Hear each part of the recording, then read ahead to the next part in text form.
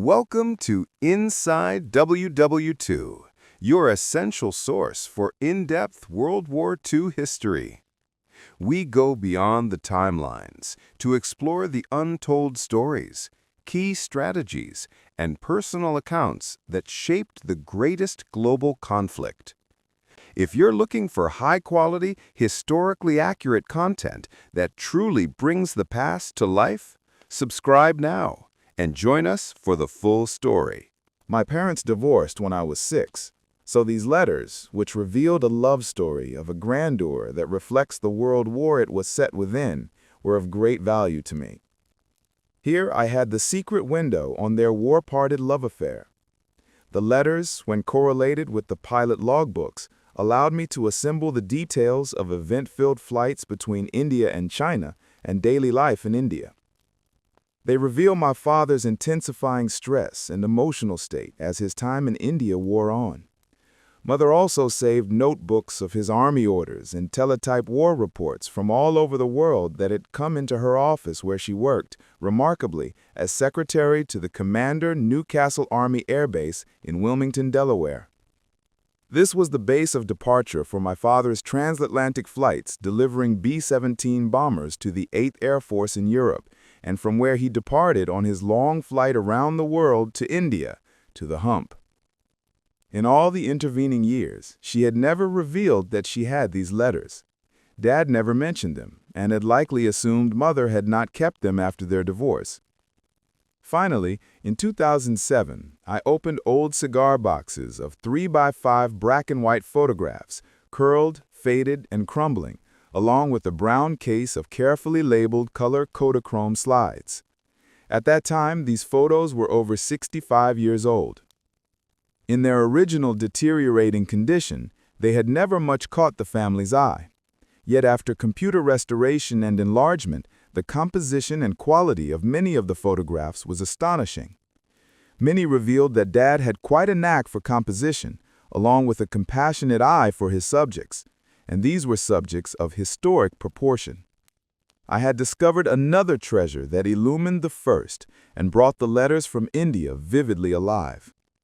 My father arrived in India on April 30, 1944. He had been assigned to deliver a twin-engine C-47 from Wilmington, Delaware to Sukkur, India. It is illustrative of the enormity of operations required to move thousands of U.S. aircraft around the world during the war that Dad's flight to India took 22 days and 95.5 flight hours. The trip proceeded across the Caribbean, down the coast of Brazil, across the Atlantic to Ascension Island, across North Africa, the Arabian Peninsula, and across the breadth of India. Shortly after he arrived, Dad went to watch a movie at the airbase outdoor theater. He saw a familiar face that turned out to be his cousin Frank Osborne, a boyhood companion from the mountains of southwest Virginia. Neither man knew the other was in the war. Osborne was a P-40 fighter pilot passing through on his way home from China. His P-40 squadron had been defending the China bases at the other end of the Burma Road as part of General Chennault's famous Flying Tigers. Flights over the Hump began with the twin-engine C-47, the military variant of the Douglas DC-3, but there would be a number of aircraft types involved in the operation. The larger twin-engine C-46 was famous over the Hump, along with the four-engine C-54. My father flew the transport derivatives of the four-engine B-24 bomber platform, the C-87 and C-109. My study has focused on technical details of those airplanes. The C-87 was hastily developed in early 1942 as a heavy cargo and personnel transport with longer range and better high-altitude performance than the C-46 or C-47. It was converted from the B-24 bomber by deleting gun turrets and other armament and the installation of a strengthened cargo floor running through the bomb bay. A door was added on the port side and windows were fitted along the sides of the fuselage. The C-87 could carry up to 25 passengers or 12,000 pounds of cargo. With war production shortages, many C-87s were fitted with turbo superchargers with lower boost pressure than those fitted to B-24s destined for combat use, so ceiling and climb rate were adversely affected. Yet, over the hump, the C-87 was the only readily available American transport with adequate high-altitude performance to fly this route with a large cargo load. But the C-87 was plagued by numerous problems. Ernest K. Gann, a C-87 pilot who hated the airplane, wrote in his book, Fate is the Hunter, they were an evil bastard contraption, nothing like the relatively efficient B-24 except in appearance. The plane had a clumsy flight control layout, frequent engine problems, hydraulic leaks, and a disconcerting tendency to lose electrical power in the cockpit during takeoff and landing.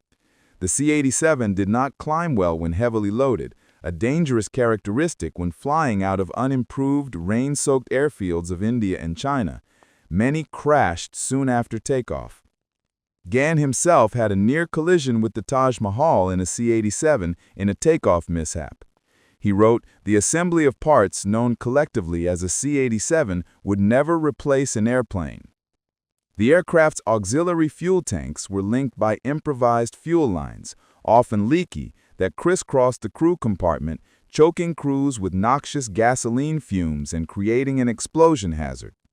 The C-87 also had a tendency to enter an uncontrollable stall or spin in the event of in-flight airframe icing, a frequent occurrence over the Himalayas. Gann said the C-87 could not carry enough ice to chill a highball. The C-87 also had center of gravity problems due to improper cargo loading. Unlike other cargo transport designed from the start with a contiguous cargo compartment and safety margin for fore and aft loading variations, the bomb racks and bomb bays in the B-24 design were fixed in position, greatly limiting the aircraft's ability to tolerate improper loading. This problem was made worse by the failure of the Air Transport Command to instruct loadmasters in the C-87's peculiarities. The C-87's roots as a bomber were also considered the cause of frequently collapsing nose gear. Its strength was adequate for a B-24 that dropped its payload in flight before landing, but it was a weak design for C-87s, making repeated hard landings on rugged, unimproved airstrips while heavily loaded. Another much-hated plane was the C-109, a dedicated fuel transport version of the B-24 platform. It is considered the first U.S. aerial tanker. It carried 2,900 U.S. gallons of aviation fuel in several internal fuel tanks in addition to the 2,800 gallons in the wing tanks. These planes burned 3 gallons of fuel for every gallon delivered. The C-109 was even more unpopular with its crews than the C-87. The aircraft had unstable flight characteristics with all storage tanks filled and proved very difficult to land fully loaded. At least 80 C-109s were lost in flying the Hump airlift. A crash landing of a loaded C-109 inevitably resulted in an explosion and crew fatalities. Indeed, at the Tezpur base, aircraft were crashing regularly on takeoff in horrific fireballs. Flights were frequently lost en route to Japanese attackers and for reasons unknown. In early June 1944, the ship of the chief pilot was reported missing. Then another colleague crashed. My father wrote to Mother, "He's in the hospital with broken bones." Some of his crew were not so fortunate. Our safety record here has just gone flop the last few days. 2 crews lost, 1 definitely all killed, the other missing. Haney is still in the hospital in China. Bill Shonsey is okay except for missing most of his teeth. Sure wish the enemy would just fold up, but I can't see it for a mighty long time. To listen to Jap broadcasts from Shanghai, you would think that they're going to win. The India-China airlift was a non-combat operation, and that imparted an added sense of tragedy to the frequent crashes. If an airline or any transport operation suffered such multiple crashes each week, with many right at the airport, then what pilot would continue flying, and what passenger or crew member would ever board the aircraft? On takeoff in a loaded tanker, the airplane is sluggish, barely airborne, balanced on a tight wire of airspeed wherein single-mile-per-hour increments make all the difference between a climb beyond hill or trees or mushing back to the ground. A backfiring engine, a downdraft, a payload slightly off center of gravity, a momentary lapse in concentration. These were only some of the factors that could bring down the airplane and its 6,000 gallons of gasoline. Early in 1944, the commander of operations issued a directive that no flights were to be canceled or delayed by weather. This order was widely referred to as the "There Will No Longer Be Weather" decree, and pilots quipped that if the weather could be thus ordered away, perhaps a similar order could be issued to the Japs. Weather had closed the route to China half the time. Air bases on both sides of the Hump were built employing native labor. Entire families worked on India bases, while in China, rock crushers, mostly women, broke gravel using hammers, then carried it to the airstrip in baskets on their heads. Up to 100,000 coolies worked on each China base. Construction equipment was scarce. Ox carts were used to haul rock. Hand-drawn rollers pulled by 100 coolies or more flattened the field. The result was a bumpy airfield about 6,000 feet in length. My father's experiences flying the Hump were similar to most crews in the operation. Comparing the dates of his letters home to those of his pilot logbooks best illustrates the arduous, unrelenting pace of flight operations. Dad's August 14 trip was typical. A 10.5-hour round-robin to Chengdu, back over to Sukarating, and down to Tezpur.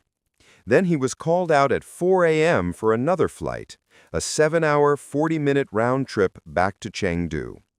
He wrote Mother that night, "Now it's after 10, and I just got through talking to Buddy and other guests. I am so tired and dopey that I really don't know what I am doing half the time. It sure gets dark out over that 1,000 miles of stone at night. That is, until we hit the roughest weather yet last night, and the storms lit things up like day.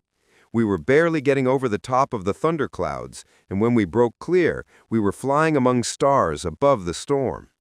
That's the passage that gave the title for my book. The pace of operations intensified. On September 3rd, there was a 10.5-hour trip to and from Chengdu. The next day, the flight was 9 hours 45 minutes to and from Pengshan. The next day, 11 hours to Kwanghan, then Kwanghan again on both the next 2 days. There was no time to worry over the deaths of other pilots.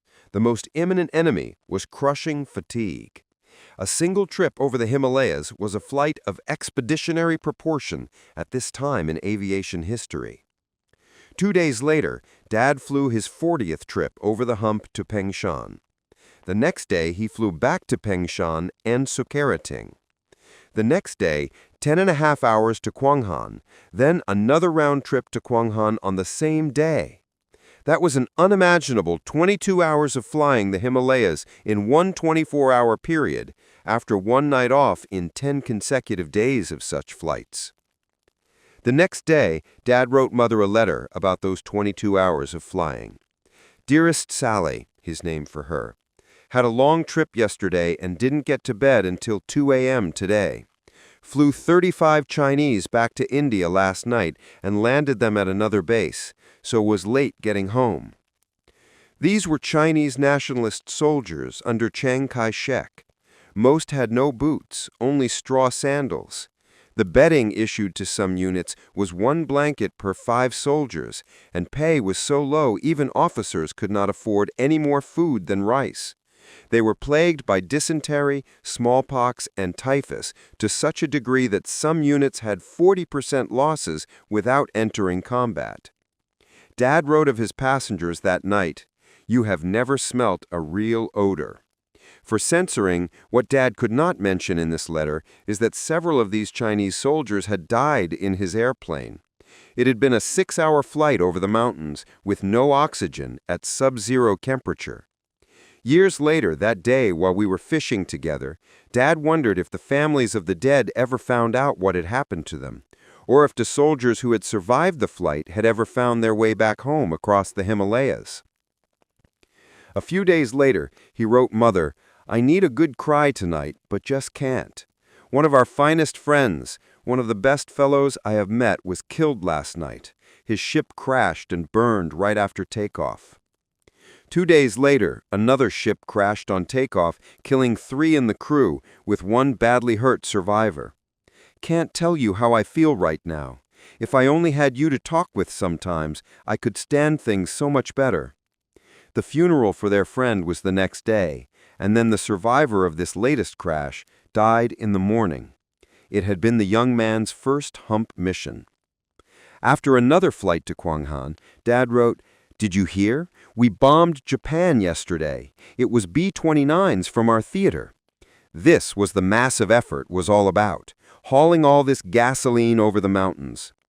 He went on, "I can't answer your question about where the B-29s are. It's secret. No one but the Japs and a couple million other people know where they're based. They sure are big, though." He had no idea at that moment that he would be a B-29 commander in 10 months. These B-29 missions through Kwanghan defy belief. Flying from Calcutta over the Hump, they landed in Kwanghan to refuel and load ordnance. Then the incredible round trip to bomb Japan, back to refuel in Kwanghan, and then return to Calcutta, where the bombers were safer from Japanese attack. On October 7th, my father and his co-pilot took off toward China. Heading into the mountains, they encountered turbulence so severe that a man's head would be smashed on the ceiling of the cockpit if not for the shoulder harnesses holding them to their seats. A fuel barrel burst, and 55 gallons of gasoline spilled out on the deck. This was the era of many arcing electric relays and red glowing vacuum tube radios. The co-pilot began frantically tugging on his harness releases, wanting to get up and get his chute on. He preferred bailing out in a thunderstorm over the Himalayas over dying in a fireball. Releasing the shoulder harness would have been enough to kill him. Eventually they broke out in the clear and set a return course for Tezpur. They shut down all the electrics they could and planned their landing of the heavily loaded freighter. The landing gear could be cranked down by hand, but they were going to have to use the electric landing flaps to stop the airplane on the jungle strip, and there would likely be a small electric arc when they hit the switch. Dad winced as he reached for the flap switch. He hesitated, and then lowered the flaps. He wrote, there was no reason the aircraft didn't explode. For security reasons, pilots included few details of flights in their logbooks. Dad's log entry for this flight has the rather understated notation, "Returned with leaky gas drum." 2 nights later, Dad was supposed to fly to China, but another ship crashed on the field, and he went to visit the hospital. "There were 5 aboard," he wrote Mother, "all real badly hurt. I gave a transfusion to the pilot, so I can't fly again for another day. He died a few minutes later, which doesn't speak too well of my blood, but he was so badly mangled and broken, it's a miracle he lived even a minute. Another one is being operated on for multiple skull fractures, and chances aren't too good. But the doctors have pretty high hopes for the other 3. Somehow this crash doesn't bother me a bit, but the last one I told you about had me pretty upset.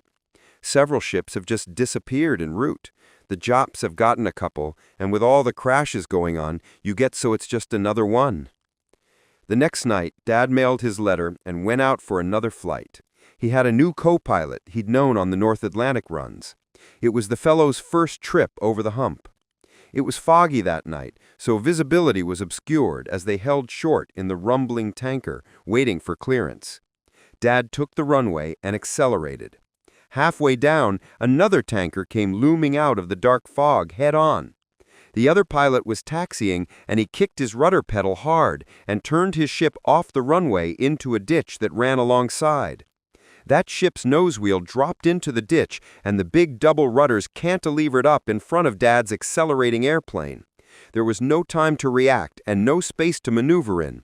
His ship had not reached liftoff speed, but Dad pulled back hard on the control column, and the gasoline-laden C-109 wavered off the ground, with one of the main landing gears striking a rudder on the other aircraft. His ship yarred wildly, but somehow remained in flight and clawed out over the trees. After gaining a stable flight attitude, they had to make a decision. The landing gear must have been bent or broken, they reasoned. Surely the tire must have been blown out. The co-pilot went back to look out a window. He tried to assess damage with a flashlight. Nothing was apparent, but it was impossible to know. Should they return for landing in Tezpur overloaded with gasoline, or try retracting the gear and burn off their wing tanks flying to China, where they might not be able to lower the gear but would be lighter for landing? Their duty was to deliver the fuel to China. They retracted the gear and had a very anxious flight to Kwanghan. Fortunately, the landing there was without incident. A hearing was later convened about this runway accident. The field controller that night charged that Dad had taken the runway without a clearance. Dad's testimony was simply honest. "I was so tired and sleepy, I really can't tell you if I had a clearance or not." Two other pilots listening on the field frequency that night testified they had heard the clearance. Perhaps they heard it, perhaps they were covering for a colleague. Either way, all knew it was senseless to court-martial a desperately needed pilot. The hearing was closed. The next night after this harrowing flight, Dad went to relax at the outdoor movie before his next departure scheduled for the early morning. The movie was Shine On Harvest Moon, starring Ann Sheridan and Dennis Morgan. But it was cut short when there was an explosion and the sky lit up like day. Another tanker had crashed a mile after takeoff, not as fortunate as Dad had been the night before. "It all seems so insane and useless to me," he wrote Mother. "It isn't the hump that's dangerous, but the rushing and assigning of unqualified personnel."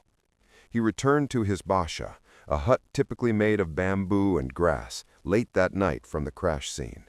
The chaplain and several others were on the porch, conversing in low tones. They gave him more bad news.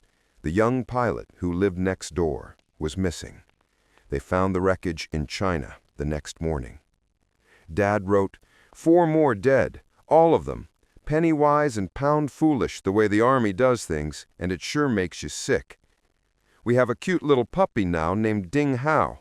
The young man who was killed last night brought her back from China and raised her on an eyedropper. Now that he's gone, she seems to have adopted us." The central story my father would have wanted told was about people. He actually took few photos and wrote little about airplanes and operations. His real story is that he fell in love with the people of India, and most of what he wrote was about his growing fondness for the people of Assam.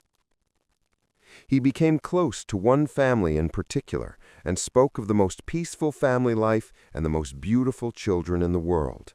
He wrote, "They gave me coconuts and pineapples. If I had taken it, I would have had enough food for a week, and they didn't have enough for themselves." Between most of his flights, even when he was severely fatigued or ill with chronic fevers, he escaped on his bicycle to spend time with his Indian family. He wrote of the most beautiful children in the world and a more peaceful and loving family life than he had ever imagined. But he also wrote, "The filth these people live in is unbelievable. At one home today there were 12 kids and 3 generations living in a basha smaller than mine." Yet, as his connections to these people quickly grew, he saw beyond their living conditions and preferred to go alone to their villages because others from the base would remark at the uncleanliness and insult his friends or fear catching a disease. "When I am alone, I get much closer to them and really learn how they live and what they think," Dad wrote. He said there were many things they could teach Americans. One morning after a 10-hour flight, he packed up some candy and his camera and started through the jungle trails.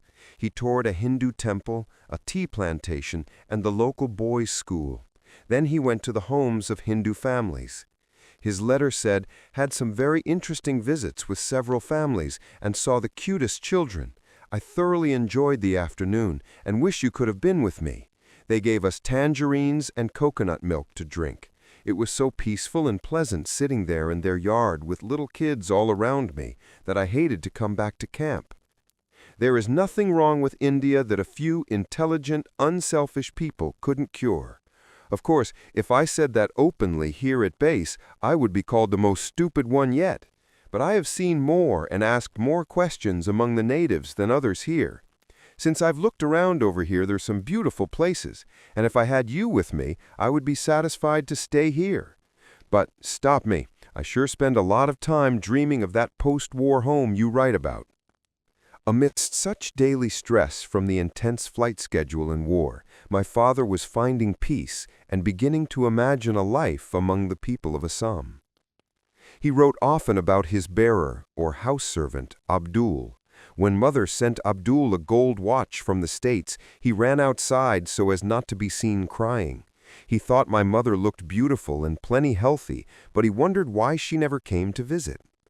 Dad bought a Victrola record player from a departing pilot, and Abdul took command of it, playing his favorites, which were opera. When his tour ended, Dad gave Abdul a month's pay and the gold pen he had written all the letters with. Abdul ran from the Basha so as not to be seen crying. Dad's roommate was the base chaplain he called the preacher. He wrote Mother, "He keeps the drinking and the women parties down," though the preacher much enjoyed that Dad would pack bottles of beer in the bulkheads of his airplane that would freeze over the mountains so he could serve ice-cold beer back in the hot jungle. The preacher also stowed away on flights to China, and Dad gave him flying lessons over the Himalayas. Dad wrote, he was like a little kid at the controls, on the adventure of his life. Dad also visited families in China and wrote, went to a remote place and the women still bind their feet and they're no larger than their hands. Is this the 20th century?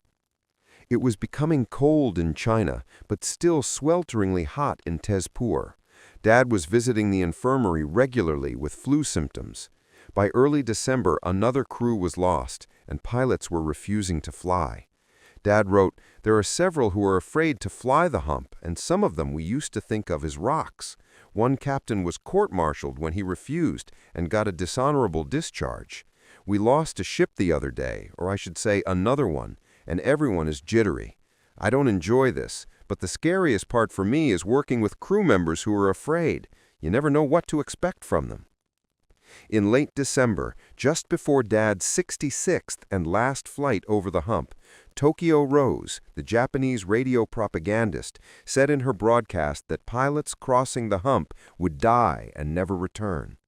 Dad wrote Mother about what Rose had said and remarked, "Now you better start worrying about me." His final trip over the Hump was flown amid a flurry of enemy alerts on the day after Christmas 1944. On that flight, they had to circle Chengkung for 4 hours, waiting for a Japanese attack on that base to end, before finally receiving landing clearance. Back in Tezpur, as he taxied in and shut down the empty C-109 for the last time, I imagine that he walked away with very little regret. Along with most Hump pilots and crew, my father was awarded the Distinguished Flying Cross and Air Medal. It was Christmas 1944. Dad's duties flying the Hump were completed, but the war continued. The war news was disheartening. The Japanese were still advancing in China. The Navy and Marines had returned MacArthur to the Philippines after terrible losses, yet a long siege of Japan was anticipated. Predictions of American casualties in an invasion of Japan ranged to the hundreds of thousands. In Europe, the Battle of the Bulge was underway, as Germany stood its last vicious defense. Dad wrote, I am anticipating the fall of Germany every day. Guess our big bombers really knocked Formosa for a loop, and that gives me a little encouragement and feeling of accomplishment. The Dresden firebombing that killed tens of thousands was to come in February 1945. The fall of Berlin came 3 months later when the Russians captured the Reichstag. Until then, Germany had been under terrible bombardment by 8th Air Force B-17s. Those operations very likely included several of the bombers that Dad had delivered to Europe in 1933. In answering Mother's 265th letter with his 199th, she wrote 275 to him that are lost. Dad's New Year's Eve letter reflects the uncertainty felt by many around the world on that night. If we were together in a quiet place, I could do lots of philosophizing about the passing of the old year. I'm happy to have one more year of this unnatural existence behind us, but it is hard to become enthused over the life we face in the new year. However, if we do our part in living our lives properly, I feel confident that we will find the peace and happiness that so often seems to have vanished from the earth. Mother had written joyfully that he would be returning soon, since he had said he would not need any more instant coffee and other supplies sent by her. but he wrote back that he had no idea when he would be home. He narrowly avoided an assignment that would have held him in India another 18 months. A colleague had been stuck in that duty. There were more rumors that the flying requirement would be extended by another 100 hours. He wrote, "Don't get any ideas of when I will return until you hear me on the telephone, as that is as long as it will probably be." The Army was slow to send pilots out of theater, and Dad waited another month for orders home. Getting back to the States was a challenge in itself. He flew to Lucknow in north-central India for a week of touring and made a side trip to the Taj Mahal. Letter number 211 was written from Karachi, where Dad was waiting for a flight out of India. He left Karachi by hitchhiking a transport on January 25, 1945. He rode through Abadan, Persia, Cairo, Tripoli, Casablanca, the Azores, then a long flight from there to Newfoundland, New York, and home to Delaware on January 28th. There are many important postscripts to these letters and stories. Warriors suffer many losses far from the battles, long after the war is over. My father contracted multiple sclerosis years after the war. He had thought the cause was his long exposure to carbon monoxide and fuel fumes in old airplanes. The Mayo Clinic, where he received his treatment, had suggested that. Yet more recent research has also theorized a viral cause of neurodegenerative diseases and suggests that a cold virus originating on the Indian subcontinent might be a common cause of both MS and Alzheimer's disease. This has caused me to consider a possible implication of my father's chronic viral illnesses over those months in India, as viral epidemics had been associated with both MS and Alzheimer's disease in those regions. Once the virus infects, it may lie dormant for many years and then find a venereal transmission pathway. My mother also died from Alzheimer's. When I was young and both my parents were vibrantly alive, I did not know enough to ask for old war stories. The letters written to Mother from Dad in India are a treasure I did not discover until she was moved to a nursing home in the 1990s. She had kept them to herself, hidden away deep in a secret drawer. Written from a lonely basha in a Brahmaputran jungle and from a freezing cockpit high above the Himalayas, they chronicled the heroic experiences my parents shared and a once true love cast in the midst of the world at war. And years later, I discovered my father's photographs.